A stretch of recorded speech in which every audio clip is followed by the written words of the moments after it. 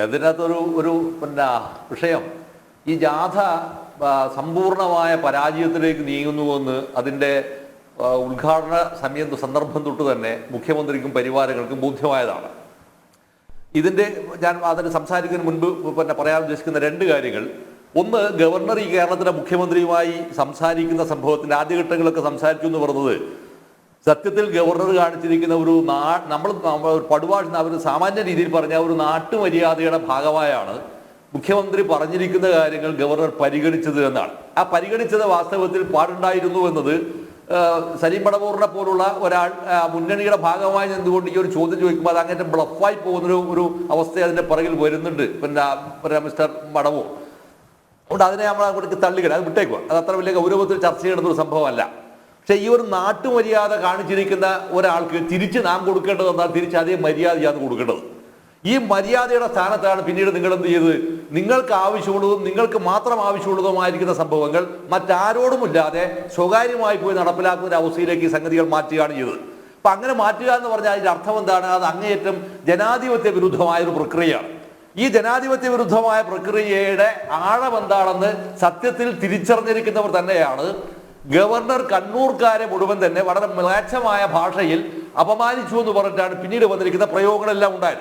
സത്യത്തിൽ ഗവർണർ പറഞ്ഞിരിക്കുന്ന സെന്റൻസ് ഞാനിത് ഒന്നുകൂടെ നിങ്ങളുടെ അറിവിലേക്കും ശ്രദ്ധക്കുമായി ഞാൻ ഒന്നുകൂടി വായിക്കാം. ഗവർണർ പറഞ്ഞിരിക്കുന്ന സംഭവം എന്താ പറഞ്ഞാൽ, Kannur has the bloody history of people killing each other എന്നാണ്. ദ ബ്ലഡി ഹിസ്റ്ററി ഓഫ് ഈ ബ്ലഡി ഹിസ്റ്ററി എന്ന് പറയുന്നതിന്റെ അർത്ഥം എന്താണെന്ന് അറിയോ? ആ അർത്ഥം എന്താണെന്ന് അറിയണമെങ്കിൽ ഞാൻ നിങ്ങളുടെ മുമ്പിലേക്ക് ഒരു പുസ്തകം ഞാൻ കാണിച്ചു തരാം. ഈ പുസ്തകം എഴുതിയിരിക്കുന്നത് ആരാണെന്ന് പറഞ്ഞാൽ മരിച്ചുപോയ സമുന്നതനായ CPM നേതാവ് പാട്യം ഗോപാലേട്ടന്റെ മകൻ ഉല്ലേഖ് NP ഉല്ലേഖ് എഴുതിയിരിക്കുന്ന വർക്കാണ്. ആ വർക്കിന്റെ പേരെന്താണെന്ന് പറഞ്ഞാൽ Kannur inside India's bloodiest revenge politics എന്നാണ്. ഇതാണ് ആ പുസ്തകം. ഈ പുസ്തകത്തിന്റെ ഒന്നാമത്തെ പേജ് ഫസ്റ്റ് ചാപ്റ്റർ ആരംഭിക്കുന്നത് എവിടുന്നാണെന്ന് അറിയോ? 1969 തലശ്ശേരി നടന്നിരിക്കുന്ന ആദ്യത്തെ കൊലപാതകത്തിലാണ് ഈ പുസ്തകം ആരംഭിക്കുന്നത്. ഈ പുസ്തകം മറ്റാരും എഴുതിയതല്ല, ആരും എഴുതിയല്ല, ഒരു വിരോധിയും എഴുതിയതല്ല ഈ പുസ്തകം. നമ്മൾ അറിയേണ്ട ഒരു വസ്തുത എന്താണെന്ന്, ഈ ഒരു ബ്ലഡി എന്ന് പറയുന്ന ഒരു പ്രയോഗം പോലും അതിന്റെ അർത്ഥം എന്താണെന്ന് പോലും തിരിച്ചറിയാൻ പറ്റാതിരിക്കുന്ന വിദ്യാഭ്യാർത്ഥി സംഘടനയുടെ നേതാക്കന്മാരും പാർട്ടി നേതാക്കന്മാരും ഉണ്ടായിത്തീരുമ്പോൾ ഫലത്തിൽ സംഭവിക്കുന്ന ദുരന്തം എന്താണെന്നറിയോ? എഡ്യൂക്കേഷൻ മേഖല തകരുന്നു എന്ന് മാത്രമല്ല, മറിച്ച് സാംസ്കാരികമായി വരാവുന്ന ഒരു വലിയ അപജയം അതിന്റെ ഭാഗമായിട്ട് വരുന്നു എന്നാണ്. ഈ വരുന്നതിന്റെ ഭാഗമായാണ് ഇപ്പോൾ ഈ കേരളത്തിലെ ബാക്കിയുള്ള മന്ത്രിമാർ മുഴുവൻ തന്നെ ഈ ബസ്സിന്റെ അകത്താണല്ലോ യാത്ര ചെയ്തത്. ആ ബസ്സിന്റെ അകത്ത് യാത്ര തന്നെ ഏതെങ്കിലും ഒരു മന്ത്രി അയാൾക്ക് സ്വതന്ത്രമായി അഭിപ്രായം പറയാനുള്ള സ്വാതന്ത്ര്യമുണ്ടോ? ഇവിടെ വരുന്നത് എന്താണ്? ശരിക്ക് പഴയ അടിയന്തരാവസ്ഥ കാലത്ത് നാവടക്കൂ പണിയെടുക്കൂ എന്ന് പറഞ്ഞിരുന്ന കോൺഗ്രസിനെതിരെ ഏറ്റവും കൂടുതൽ രൂക്ഷമായി ഉന്നയിച്ചിരിക്കുന്ന ഒരു വിമർശനമായിരുന്നല്ലോ അത്. ഈ നാവടക്കൂ പണിയെടുക്കൂ എന്ന് പറഞ്ഞ വിമർശനത്തിനെ അനുസ്മരിപ്പിക്കും വിധമാണ് ഈ മന്ത്രിസഭാ അംഗങ്ങൾ മുഖ്യമന്ത്രി എന്ന് പറയുന്ന ആരുടെ സഞ്ചരിക്കുന്ന ഈ പിന്നെ ഭാരത് ബെൻസ് വണ്ടിക്കകത്ത് എടുത്തിട്ട് ഒരക്ഷരം ശ്വസിക്കണമെങ്കിൽ പോലും മുഖ്യമന്ത്രിയോട് ചോദിച്ചാൽ മാത്രമേ ശ്വസിക്കാൻ കഴിയുന്ന അവസ്ഥയിലേക്കുള്ള എന്താ പറയാ തനി പാവകളായി യാത്ര ചെയ്യുന്ന ഒരു സംഘമായി തീരുമ്പോൾ അതിലെന്ത് ഡെമോക്രസിയാണുള്ളത്? എന്തുകൊണ്ടാണ് ഈ മന്ത്രിമാരാരും തന്നെ നിങ്ങളോട് എതിർത്തൊന്നും സംസാരിക്കാത്തത്? ശരിക്ക് ഒരൊറ്റ കാര്യം കൂടെ, അത് മുന്നണി മര്യാദയുടെ ഭാഗമാണ്.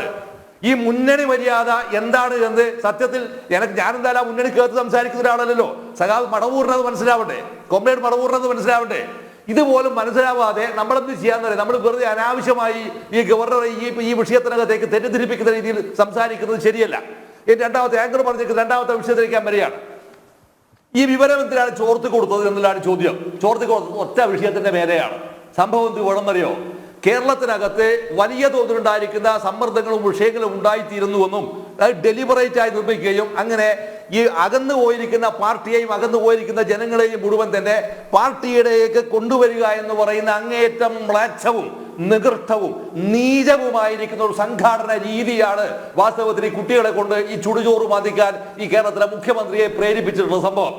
അത് കണ്ണൂർ പൊളിറ്റിക്സ്, ഈ ബ്ലഡി പൊളിറ്റിക്സിന്റെ ഭാഗമാണ് എന്ന് അർത്ഥശങ്കക്കിടയില്ലാത്ത വിധം ഞാൻ പറയും. ഈ അർത്ഥശങ്കക്കിടയില്ലാത്തത് പറയുന്നത് കൊണ്ട് വേണ്ടിയാണ് ഇത് മുഴുവൻ സ്ഥലത്തും മുഴുവൻ എങ്ങനെയാണ് മുഴുവൻ സ്ഥലത്തും തങ്ങളുടെ എതിരാളികളിൽ വിയോജിപ്പ് പറഞ്ഞിരിക്കുന്ന ആളുകളെ മുഴുവൻ തന്നെ ആക്രമിക്കുകയും പുലഭ്യം പറയുകയും പുലയാട്ടുകയും ചെയ്തിട്ടാണ് പോയത്. ഇതിൽ അത് ഏറ്റവും സങ്കടകരമായ ഒന്നാണ്. കഴിഞ്ഞ ദിവസം ഈ രണ്ട് ഫിസിക്കലി ഡിസേബിൾഡ് ആയിരിക്കുന്ന, അങ്ങനെ പറയാൻ പാടില്ല, അംഗപരിമിതരായിരിക്കുന്ന ഒരാൾ സമരത്തിൽ പങ്കെടുത്തു. ആ സമരത്തിൽ പങ്കെടുത്തപ്പോൾ പടുവിഡ്ഢിയായ EP ജയരാജനെ പോലത്തെ കക്ഷികൾ പറഞ്ഞ സംഭവം എന്താണ്? ഞാൻ യൂണിവേഴ്സൽ ഇഡിയറ്റ് എന്നാ വിളിച്ചത്. അയാൾ പറഞ്ഞാൽ ഈ കാല് മര്യാദയ്ക്കില്ലാത്തവനെ ഈ പൊതുജനത്തിന് പറഞ്ഞേക്കേണ്ട വല്ല കാര്യമുണ്ടോ? അങ്ങനെ പറഞ്ഞേച്ചവനെ തല്ലണമെന്നാണ് പറഞ്ഞത്. പറഞ്ഞേച്ചവനെയാണ് ശിക്ഷിക്കേണ്ടത് എന്നാണ്. ഞാൻ ഈ EP ജയരാജൻ ഉൾപ്പെടെ ആളോട് പറയട്ടെ, ഞാൻ വരുന്നത് പിണറായിയിൽ നിന്നാണ്. ഈ പിണറായിയിലെ പഴയ CPIM-ന്റെ ലോക്കൽ കമ്മിറ്റിക്കകത്ത് അഭിവക്ത ലോക്കൽ കമ്മിറ്റിക്കകത്ത് പോളിയോ ബാധിച്ച് 2 കാലം തകർന്നു പോയിരിക്കുന്ന ഒരു ഉശിരനായ സഖാവ് ഉണ്ടായിരുന്നു. ആ സഖാവിന്റെ പേരാണ് ലക്ഷ്മണൻ. ബീഡി തൊഴിലാളിയാണ്, ബീഡിക്കമ്പിയുടെ മേസ്ത്രിയാണ്.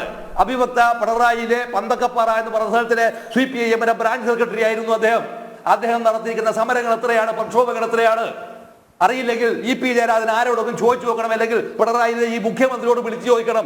അദ്ദേഹം ആ പിണറായി ലോക്കൽ കമ്മിറ്റി ഇയാളുണ്ടായിട്ടില്ല, പക്ഷേ ചോദിച്ചു അന്വേഷിച്ചു നോക്കണം. അപ്പൊ ഇവിടെയാണ് നമ്മൾ തിരിച്ചറിയുന്നത്. അറിയാം, അംഗപരിമിതം എന്ന് പറയുന്ന സംഭവം എന്താണ്? അത് അംഗപരിമിതി മാത്രമാണ്. പോരാട്ട വീരത്തിന് അംഗപരിമിതി വിഷയമല്ലടോ.